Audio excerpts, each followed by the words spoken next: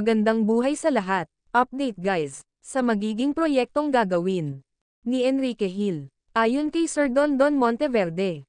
Nagbigay na ito ng line-up ng mga gagawing proyekto ng Reality Studios nila, ni Eric Mati, na pagbibidahan ng A-list stars, na katulad nina Enrique Hill, Bea Alonzo, at Judy Ann Santos.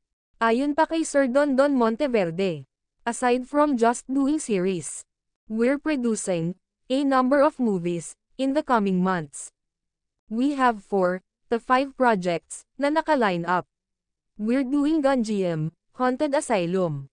We're shooting that in Taiwan. Kasama sa pelikula si Enrique Hill. That's a movie, kasi nga sabi namin, mahal namin ang pelikula.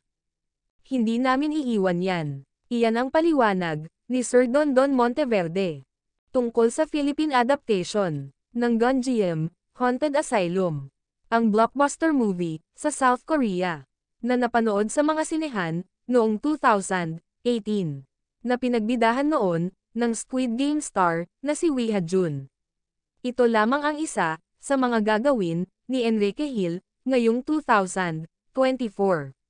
At marami pang kasunod at kasabayan nito. More blessings sa ating birthday boy, Enrique Hill. God bless you more, Enrique. Kuwait.